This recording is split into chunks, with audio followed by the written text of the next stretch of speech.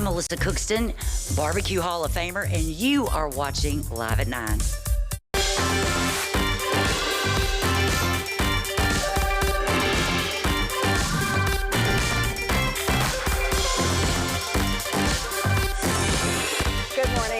Monday, August 19th. Welcome to Live at 9, where Memphis comes alive.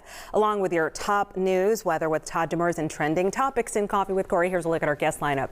First up, we are talking about a topic that touches every family: the importance of having a will in place. With probate court Judge Kathleen Gomes back here, Judge Gomes will share eye-opening situations that cost people money, time, and lots of trouble. You don't want to miss that. Then we'll get a glimpse into a deep South tale with author R.J. Lee and his latest novel, The Majestic Leo Marble. Also, in honor of Black Philanthropy Month, we are joined by Kay Durrell Cowan of Heal 901 and Veronica Jameson of the Community Foundation of Greater Memphis. Now, they're talking about the impact of Black-led nonprofits and how they're making a difference, changing the lives of Memphis youth. But first, be sure to record the show so you never miss an episode, and connect with us online at our website, liveat9.tv. That's also our handle on social media. And we're starting off a new week with somewhat cooler temperatures, but it is August in Memphis, so that won't last long. Weather expert Todd Demers. Wait a minute. Don't jump over this great weather. Know. Let's make it last as long as we can. Okay. Did you get out and you enjoy some sunshine over the? Actually, it was a little heated for me, so I just I went in and out. It was in and out thing. Well, let me tell you what, the good news is we have 3 or 4 days of fantastic weather for you to enjoy and to get outside with, because we have those northerly winds that are back, driving the humidity down, driving the temperatures down. It's going to be with us for the next few days, and I'm just going to call this a nice brief break of summer across the area. Storm Tracker 3S has been watching a line of some heavier showers and thunder showers all well to our west, continuing to drop to the south. You can see here closer to home, we don't have a lot going on weather-wise, with the exception of these northerly winds in the area. And those northerly winds just cannot be understated as to what an impact they're going to have on our outdoor plans over the next couple of days. We're in the mid and upper 70s right now, and we're on our way back into the mid and upper 80s before the day is through. But with these north winds and the lower humidity, you are going to find it most comfortable to be out and about throughout the afternoon. And on top of that, it gets even better. By daybreak tomorrow, we're in the mid 60s, and then starting tomorrow, only into the mid 80s for afternoon highs. So coming up, we need to take a closer look at that 7-day forecast. The comfortable weather continuing until we get to the weekend. Then we're kind of back to normal temperature wise, warming it back up. But the weather's going to be ideal and perfect for your car wash over the next several days. It's going to be nice and dry, so no problems there. Again, more on that 7-day congee coming up for you in just a moment. All right, we will look for that. Thank you. And breaking news just into our newsroom, longtime talk show host Phil Donahue has died. You know, Donahue was married to Marlo Thomas, whose father founded St. Jude Children's Research Hospital. So he's been on our minds for years here in Memphis. He's dubbed the king of daytime talk. Donahue was the first to incorporate audience participation into a talk show, typically during a full hour with a single guest. The show was syndicated in 1970 and ran on national television the next 26 years, racking up 20 Emmy Awards for the show and for Donahue as host, as well as a Peabody Award for Donahue in 1980. Donahue died Sunday after a long illness at the age of 88. A brake issue stops trolley service in Memphis, at least temporarily. The Memphis Area Transit Authority says that the State Department of Transportation has recommended a number of costly updates. Rather than spending the money right now, MATA has decided to stop trolley service until further notice. That transportation agency is also streamlining staffing and vendor costs as they prepare to submit a final budget for approval. Now, every employee impacted will be notified in the weeks ahead and receive help securing alternate employment if they have to be let go. In addition, MATA says they're also discontinuing or dramatically scaling back vendor contractors. If you typically use MATA's trolley service to get around, officials say that downtown riders can instead use Groove on Demand, which is operated by Downtown Memphis Commission. Meanwhile, the Transforming Transit Together Communities Tour continues with another meeting later today. MATA is inviting you to engage with officials at the Germantown Community Library at 6 o'clock tonight. To see the schedules for other meetings, just visit matatransit.com.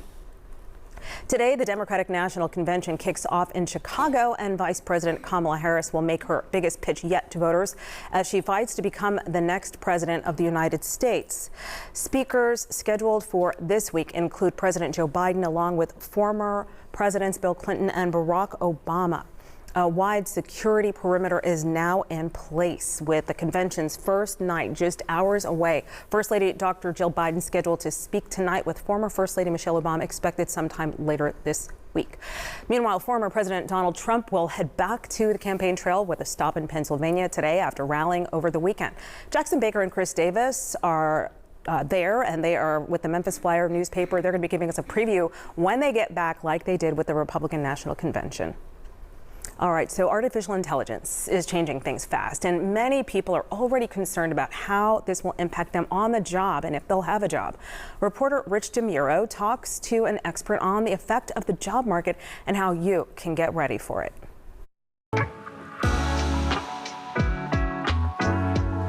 How will AI affect your job? What we're seeing is the impact of the coming storm. Ken Coleman is a best-selling author, work expert, and radio show host. Wait, hold is the response of companies, and I think employees are a little bit reticent to jump out and go to something new or look for something new. The introduction of ChatGPT in November 2022 not only upended the tech world, it's forever changed the way we think about getting work done. We're beginning to see the adoption of it, but are we seeing whole-scale changes? Not yet, but those are coming. Some jobs could be transformed or even replaced by AI. This includes data entry, telemarketers, cashiers, factory workers, teachers, travel agents, accountants, customer service, and legal positions. Things that can be handled through a checklist that AI handles, I think those jobs are in trouble. But there's another side. So I don't see it as this big, scary job eater. I think it's going to be a job creator. Coleman says people and companies will put a premium on something new. We will appreciate the convenience of it,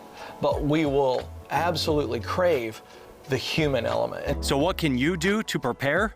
Learn about the AI tools related to your industry and get good at them. Get skilled. Get skilled and get experience, because I don't think AI is going to replace your job. I think someone who uses AI better than you will replace you. Specialized AI skills might replace typing and Excel on a resume. And finally, watch for new roles like AI ethicists and watchdogs. There will be people humans like you and I, whose job will be to make sure that AI isn't being used the wrong way, or that AI itself doesn't do something that's wrong. Some 43% of adults over the age of 55 have wills in 2024, according to Caring.com.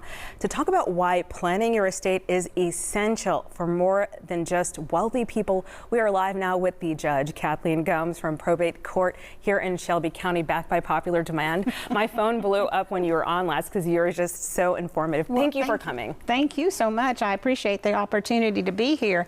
You know, we see wills every day, and the problem is that so many people have decided to do their own thing. And they have bought these online forms, and they've bought, whether they be at a bookstore or whether they be online. And, you know, I hate to kick out a will. But if they're not done right, we have to do that. And so, you know, I start this by saying, please get a lawyer to do a will. Not the Google. Not the Google. To get a lawyer to do a will, because a simple will doesn't cost that much. But we are seeing these forms, part of the reason that wills can get kicked out is they're not executed properly, because people don't know. You know, they follow these instructions that may be for the entire world, but they're not for Tennessee. Why do we have to have, why is it important? I know I have a living will, but why would you say that you better have a will? Well, the thing is that, you know, obviously if you're married and all you have is a spouse, it's going to go to the spouse. Or if you have a spouse and children, if you didn't have a will, it'd go to your spouse and your children.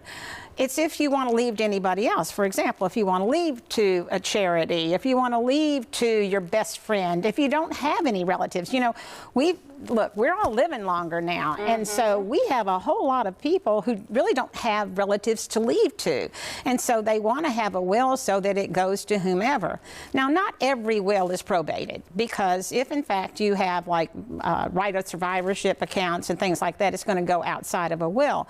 But if you want to make sure that your estate goes to whoever you want it to, you need a will.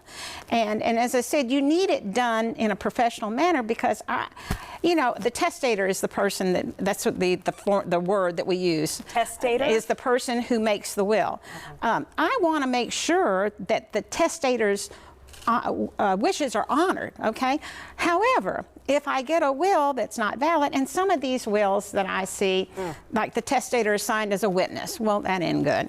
There's not signatures, there's no witness signatures, or they're in the wrong place, or we don't have it in the proper format. So here's the thing, and if you get away with anything from what I say today, if you're not going to go to a lawyer, then put the will in your own handwriting, signed and dated by you, in your own handwriting. Tennessee honors holographic wills, which means totally in your handwriting. Wow.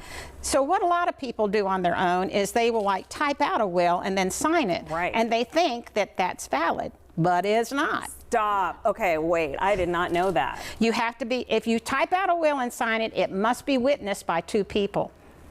Otherwise, it is not a valid will and it'll get kicked out. Now, if you write it in your own handwriting and signed by you, of course, we still have to have somebody that verifies your handwriting, but that's valid. It's a difference in, because a lot of people think, oh, I can't read my own handwriting. Oh. But I probated a will last week. You know how you get those little slips of things like from Alsac and all that, you know, they're little carbon things, you know? Yeah. It had like 15 little pages where she had written her will. That's valid. It was all in her handwriting. Okay, so I remember, like, was it Aretha Franklin who didn't have a will? Oh, I know. What is the worst thing that you've seen, maybe one of the worst things you've seen with a will issue? Well, I think the worst things are when someone is trying to leave to somebody that they really want, and I have to throw out a will, and then you end up having to find heirs. And we have heir services now that look for people. So the worst thing to me is when somebody is notified that they are an heir and they don't even know who you are. They don't even, I mean, isn't that sad to think that, or it ends up going to the state of Tennessee. Right, the state gets your money. The state gets your money. Eventually, if you come along, you know, you may be able to, some relative from God knows where can find you. Long lost cousin. Long lost cousin. You'd be surprised how many long lost cousins there are. You know, I always say that, I mean, I can't preach this anymore. You know, money's the root of all evil. Yeah, period. So, and then the other thing about this I want to say is that usually when a lawyer does a will, it's really difficult to overcome that will. In other words, you do a will contest. Right. But when you do it on your own and you make mistakes, that's where the will contest comes in, and they could end up kicking out a will. Okay, and so what type of attorney are you looking for? Well, you know, most lawyers who graduate from law school can do a simple will. But, you know, I always recommend people that do this for a majority of their probate lawyer. Okay, and also I did have one more thing. Is there an age that you think that this should start? Well, you know, I mean, you got to be over 18. That's number one. You have to be over 18. I think that if you have any assets over the age of 18, because there are kids that inherit money, all right? If you have any assets at all, then you need to think about doing a will. Okay. And as I said, they don't have to be complicated wills. You don't have to have 15 trusts in the will and, you know, that go down 15 generations. Right. You can do a simple will. We don't want people fighting. And I wish we had a shoe cam, as Leanna mentioned. She's like, we need a shoe cam for Judge Gomes. They're fabulous, but Thank you're you. fabulous. Thank you so much. And I can't wait until we can talk about the next topic. All right, so the next topic I'd like to talk about is powers of attorney. All right, so if y'all have me back, I'd love to talk about that. Yes. Okay, and let me just say this to you. I truly appreciate that you are doing something positive in Memphis. I deal with so much terrible things on a daily basis, so much sadness, that it is so nice to have somebody talking about positive. So I want you to know how much I appreciate you. Thank you, Nexstar. Thank you, Channel 3, for putting this on. Thank you. Oh my gosh, so nice. Okay, still ahead, the impact of Black-led nonprofits on the community and how you can step up to help them in their mission. Plus, a look at how one organization is making sure there's representation behind the scenes in Hollywood, all coming up on Live at 9.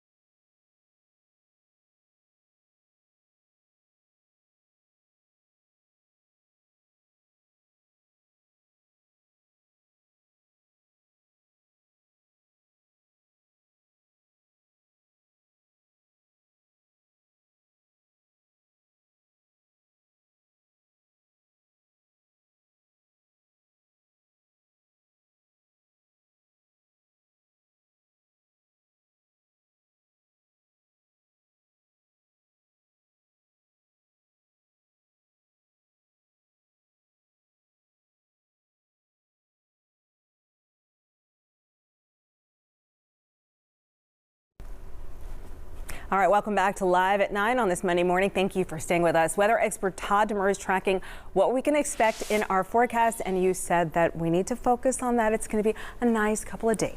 I don't know what just came into my mind here, Kanji, was the idea of going down to Tom Lee Park and maybe flying a kite. What do you think about that? Go fly a kite, Go Todd. fly Go fly a kite, right? Because the weather's going to be so nice. We're going to have a nice, comfortable breeze out there. Good-looking view from our tower cam right here in the News Channel 3 backyard of all that sunshine.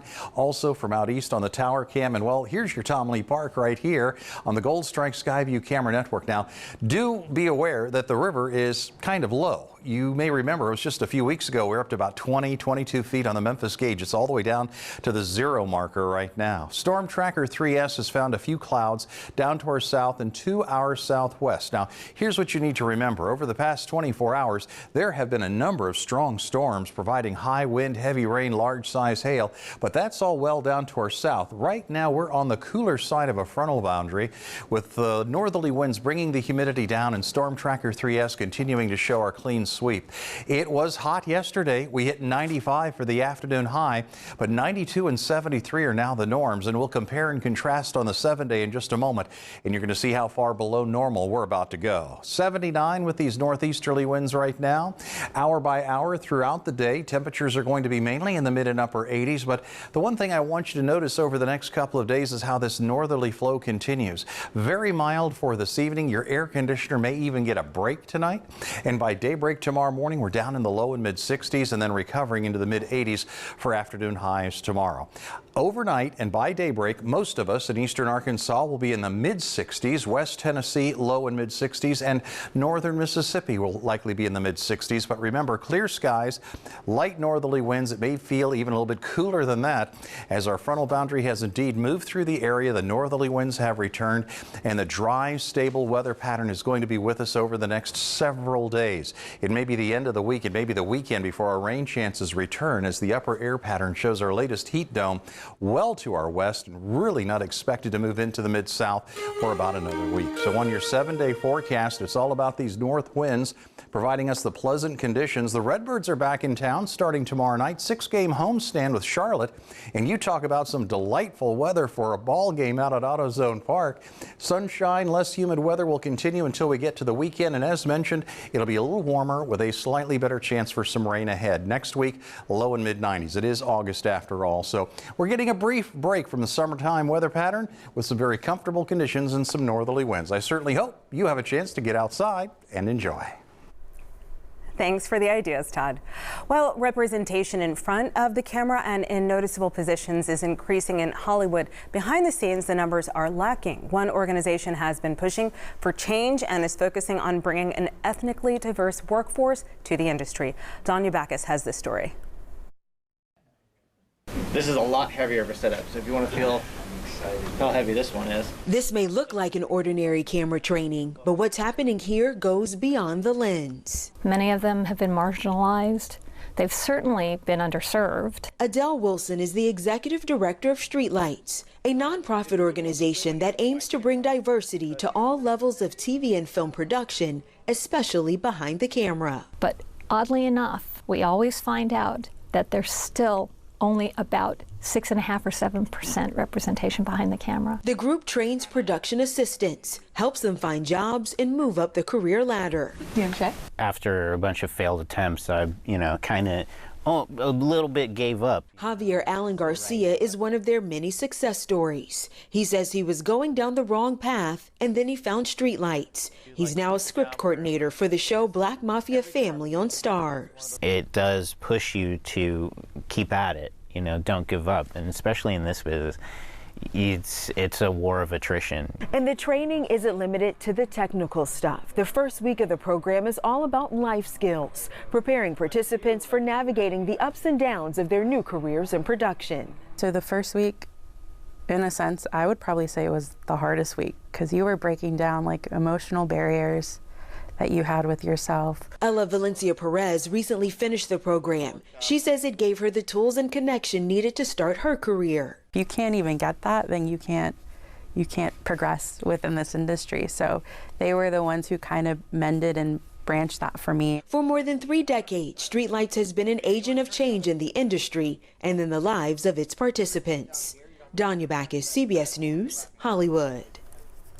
There's more Live at 9 ahead. A local nonprofit works with area businesses and churches to help the most vulnerable populations. Meet the founder of Heal 901 and learn more about their efforts and how they're working with the Community Foundation of Greater Memphis. That's coming up next.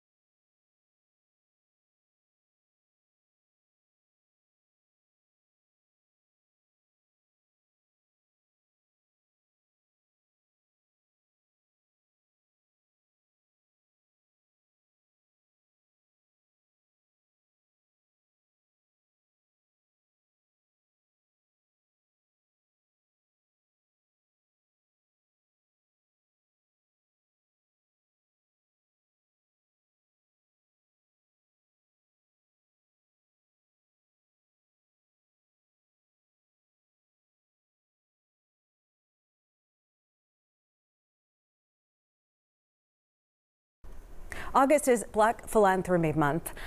Black Philanthropy Month.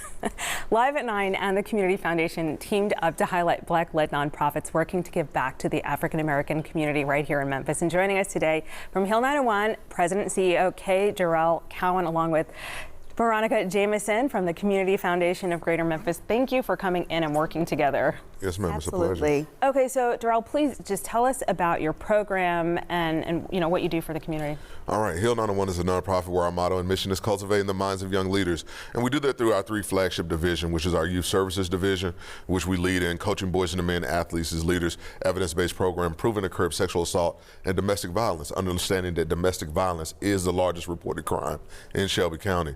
So outside of that, we're also a licensed mental health substance abuse counseling facility and one of the lead violence intervention and prevention organizations in the greater Memphis area. Wow, you know your stuff. It's interesting you say that because every town I've lived in all across America, whenever I've done news, all of the blotters say domestic violence. It's the top condition that's going on. Okay, now if you could explain why the foundation is highlighting Black-led nonprofits. Absolutely.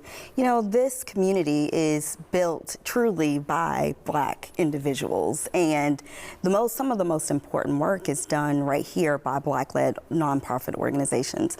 As you mentioned, August is Black Philanthropy Month, and we would be remiss to not lift up the incredible work truly that's boots on the ground, doing the healing and transformational work. And so that's why we are so excited to really share the goodness and to share the disparities also too that the Black community faces as they are really working deeply with this community. Yeah, through the eyes of African Americans leading the nonprofits.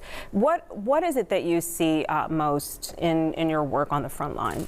On the front line is dealing with the social economic issues. For some odd reason, you know, we talk about poverty a lot in the city of Memphis, but through the research you'll see that a poverty map and an infectious disease map and a violence map, all of those clusters look exactly alike. So those things are not just correlated, they're married together. So to be able to address, you can't address one of those issues without addressing the other two, because at that point the other two is just going to rise up. So we're a holistic organization. We look at the needs of the community and address them holistically with wraparound services, and we also lean heavy on our partners in this space to make sure that there's no gaps. Right, and you're specifically activating the community in a very specific way. Yes, so we are leaning in really heavily to August 28th, Give 828. It's an opportunity for the community. Why? To learn about Black-led organizations. There are over 150 plus that we are highlighting. It's logging on to livegivemidsouth.org, giving to an organization that you care about deeply, or learning about organizations that are doing great work like Darrell's. And so you'll be able to go on, make a donation that day, and see an immediate impact. So we are asking everyone to join us in raising money for some of the most critical organizations right here in our community. Yeah, I mean, because you want to give and you just don't know, how do I know I'm giving it to the right place? But you curate and vet the organizations. Absolutely. All curated, vetted, like you mentioned, that are all the information that you need to see, what zip codes they're working in, who's sort of a part of their leadership team, what are their very specific areas, and you have a snapshot right there ready at your fingertips and can really click that button and donate in a matter of seconds. You so make it's that really decision, easy. Educated, informed. And how do people connect with you if they believe in, also through the website? Yes. Because you'll be able to pick who you're giving it to. Yes. But how do people also connect with you if they want to give or volunteer? Please go to our website, hill901.org.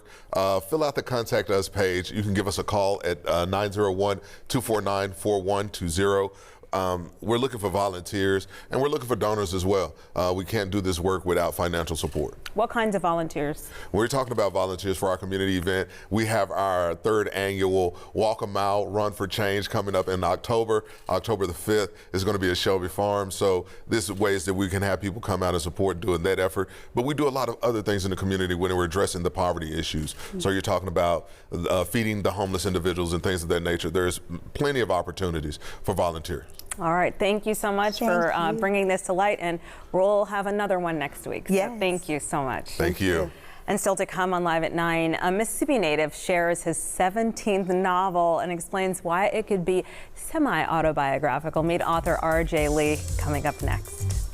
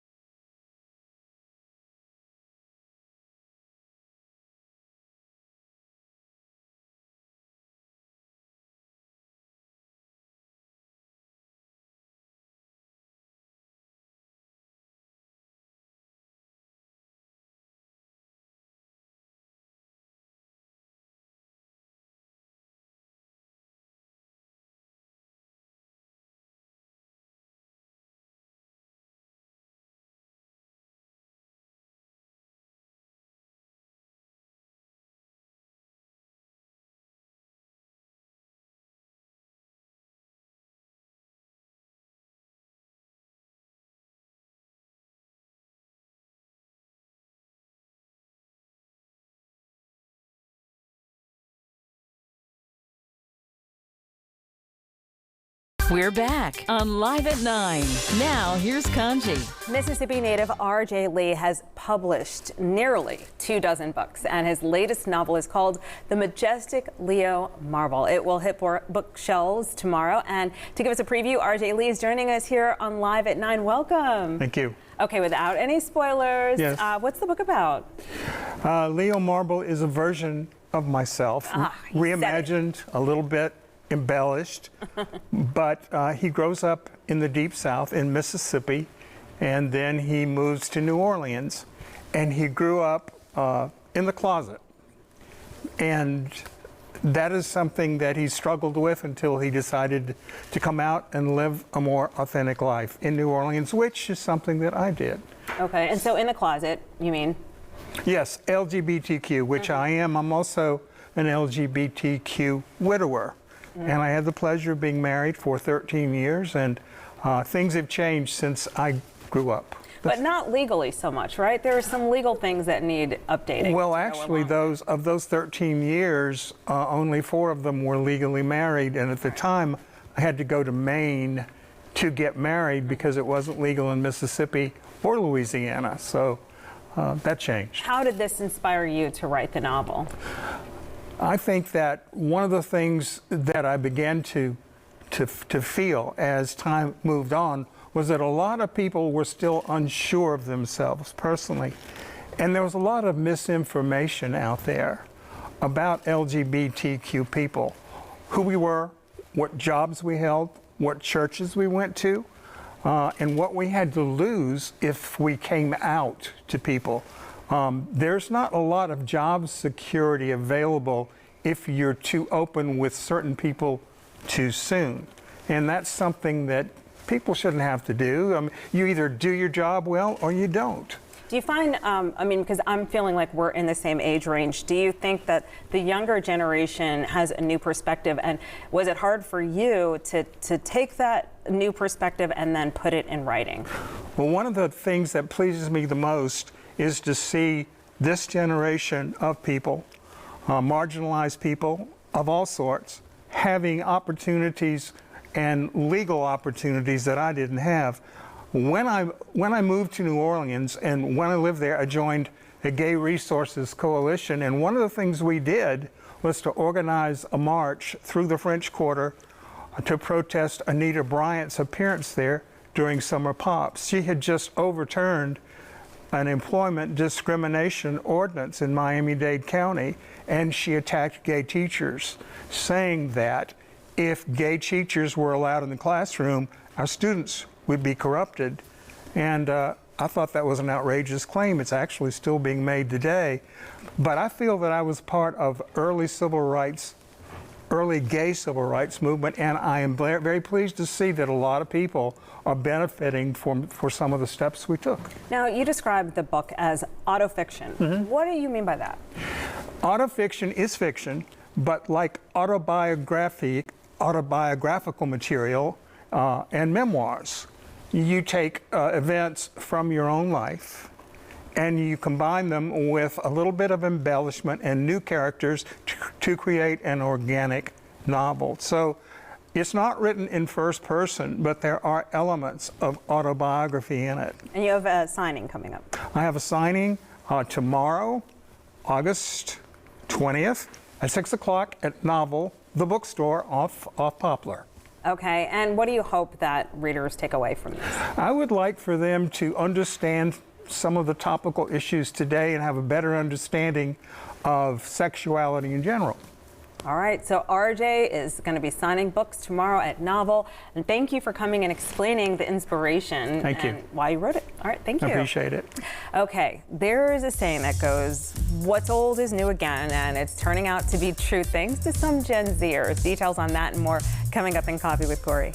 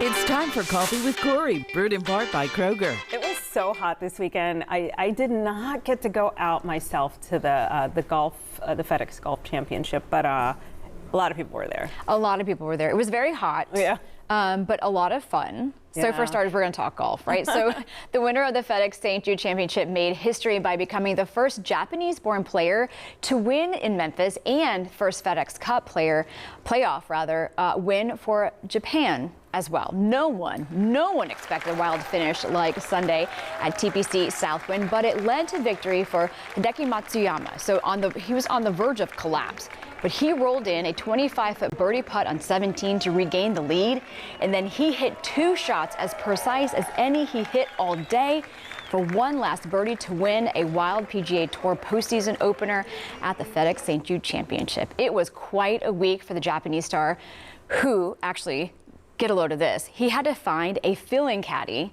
and could only work with his coach over the phone. Wait. Here's the reason why. All of them were out to dinner when they were in London. They were making their way back from the Paris Olympics when somebody stole their bag, right? When they weren't looking. So the thief got Matsuyama's wallet and the passport to his caddy and coach. Well, they had to return to Japan, and Matsuyama pressed on, of course, like any other work week, and came up with his first postseason victory. Of course, they had to go back, try to expedite passport stuff. So how crazy was that? So he won a $3.6 million and moved from number 8 to number 3 in the FedEx Cup. Like, talk about logistics, and you're just trying to figure it. First of all, your bag's gone. Keep your mind, your passport, like, you can't do anything. When you're trying to leave London, you're leaving the Paris Olympics, and then you need to, oh my goodness. So what a mess. Over the phone, and how to find a fill-in caddy. Those are big shifts and pivots that you have to make on short notice, clearly. But he made it happen. Your caddy is part of your mentality. No, that's like Velcro. That's your guy. Right. But yeah. He was ahead a lot. I was watching avidly. So, wow. Yeah. You go. That was amazing. That's crazy. Okay, moving on. This next story is so intriguing. Okay, so billionaire Sarah Blakely is known for her shapewear, spandex. Well, now she's stepping into a new industry. So Blakely sold her majority stake of spandex back in 2021. But now, Spanx, yeah. Yep. Thank you. It's Spanx. Thank you. I'm obsessed with them. Yeah, thank you. That's the only reason. Both. Yeah, Spanx. Okay. And now she's launching a footwear called Sneaks. Okay, so Blakely floated the idea of comfortable stilettos in 2013 and says that the venture has been in the works for years. A new line of comfortable high heels are a hybrid between sneakers and a stiletto. Right? They kicked things off with 3 styles in a variety of colors, and they're priced between, well, $395 to $595 a pair. With that being said, I think they're really cool. Are you going to totally wear Yes, those. I totally would. Would you? 100%. Those look the coolest thing ever. I wear flats down the stairs and carry my heels because it's just too. Yeah, because I'm not falling. Yeah. But yes. But like, how cool? Yeah. So I just think that's a unique. I think it's unique. Yeah, and she's a trendsetter because, first of all, she did the shapewear. Yes. And now she's finally, here and there you'll see the sneaker heels, but this is a lot. I would wear love those. it. Oh, we're about to go into fall. I would totally wear those. The green ones, and they have other colors. I love her. Look, the tan ones, what an white, innovator. all of them. The green are just popping for me. I'm on it. Those are cool. Okay. And finally, have you ever heard the saying, there is a kind of beauty in imperfection? Well, it turns out Gen Z has, and they're using it for some inspiration. So according to some reports, the age group is dropping their cell phone cameras for so-called vintage cameras. They say everyone's pictures on social media, well, they look the same. And a camera from 2007 gives off a certain vibe that's something like an iPhone can't produce. Well, film cameras are also seeing a rise in use. The Guardian reports that Kodak saw demand for film double in recent years. But do they know how to develop their own film? Have you taken that class? Oh my gosh, I took the class So did I. in I a had dark to. room. It was part of your so we learned how to do the dark room, and took a while. It wasn't like an instant photo. It had to be developed. So. And how you developed it changed how it looked. 1,000%. Yeah, you were baking it. It's like. But I think those cameras give off a different vibe anyway. And everybody's photos actually do look the same because everyone's using the same filters. Just be you. I had a little gathering years ago when I got Polaroids. Yes. And everyone went crazy. They were like, click, click, click, click. My son loves Polaroids. They're so cool. They're the coolest thing. Cool. Facts. So cool. Okay. You brought so much. Thank you. I'll see you tomorrow. And we'll be right back.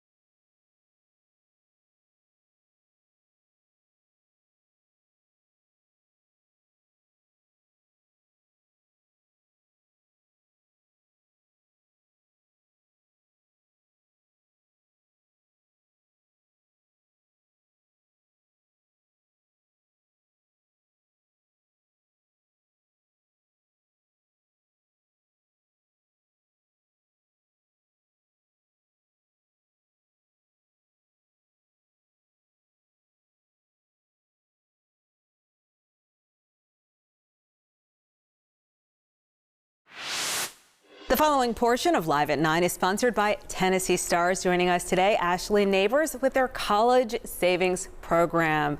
Hello, Ashley. Hi, thanks for having me. Yeah, so there are many ways to save for a child's college education. Can you talk a little bit about the advantage of a Tennessee Stars account?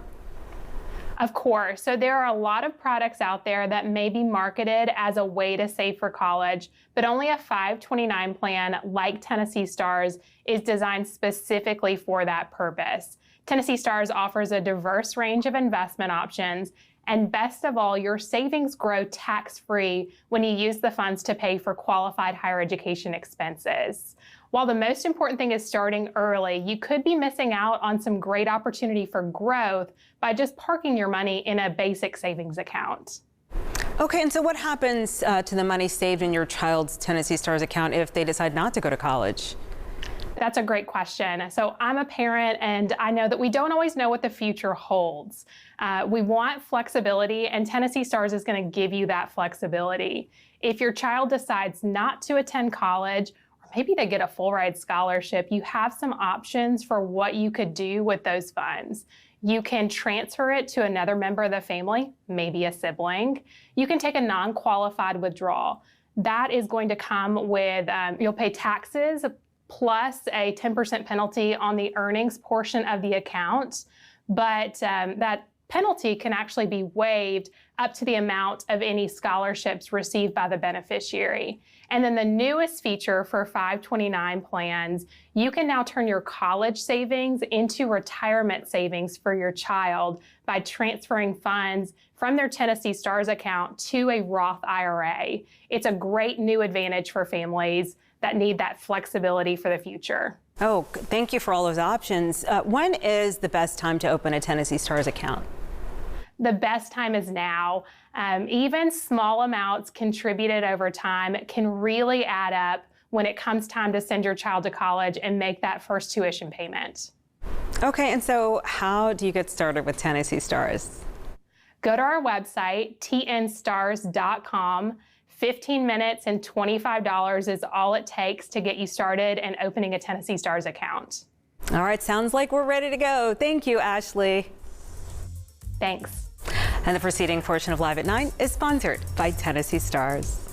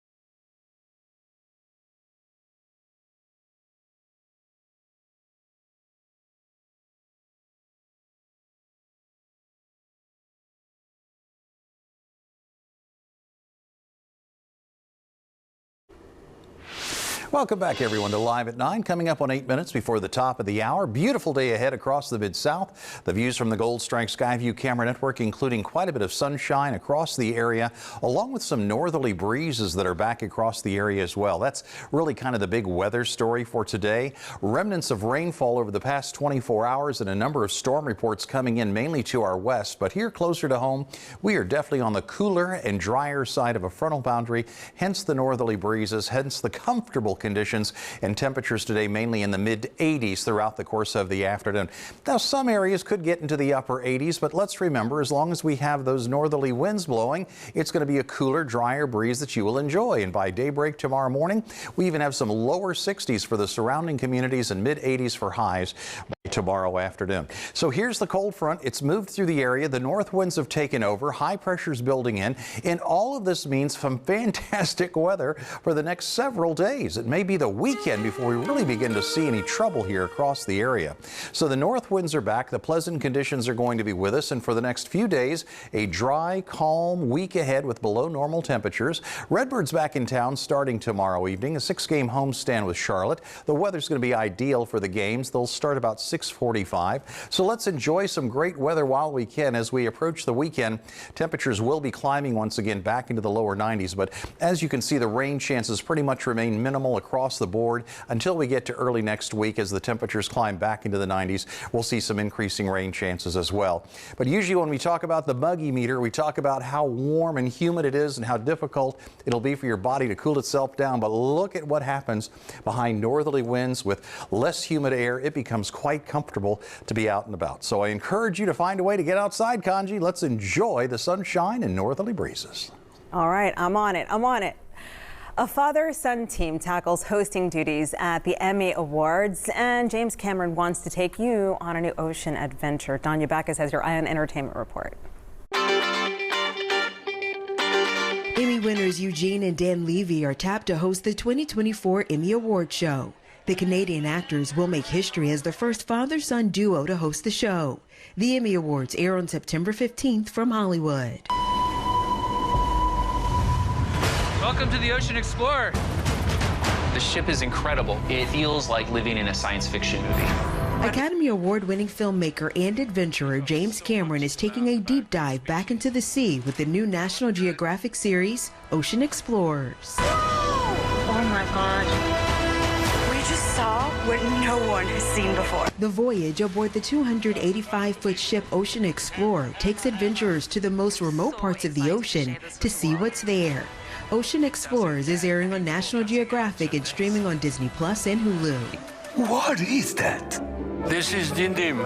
The heartwarming film My Penguin Friend tells the story of how a lonely Brazilian fisherman's life changed after he rescued a penguin covered in oil. And the penguin is the one that rescues him from many years of sadness. The pair formed an unbreakable bond that changes the path of both their lives. It's a beautiful love story. Family love story. My Penguin Friend is playing in theaters now. And Katy Perry will receive the Video Vanguard Award on next month's MTV Video Music Award show. She'll also perform. That's your Eye on Entertainment. Danya Backus, CBS News, Los Angeles. Thank you for joining us for Live at 9. Coming up tomorrow on our show, first up, we'll have an in-depth conversation with Catherine Austin, an author whose personal family drama turned into what she described as a shocking tale of betrayal and disinheritance. So this is a real story. She's going to have advice on how to avoid a similar fate. Then, Habitat for Humanity of Greater Memphis is expanding. You won't believe the impact that their new Collierville Restore will have on our community. We are going to have a camera out there. We're going to be live on location. Plus, get ready for an exclusive performance by Rust College's world-renowned a cappella choir. They are taking their talents to Italy for a global competition, but you're going to get to hear them here first. So, join us tomorrow for all of that, your news, weather, and Todd Demers. He's going to have that, and then trending topics and Coffee with Corey. Plus, we want to hear from you. So email your segment ideas to live@9@wreg.com, and be sure to visit our website to catch up. See you tomorrow.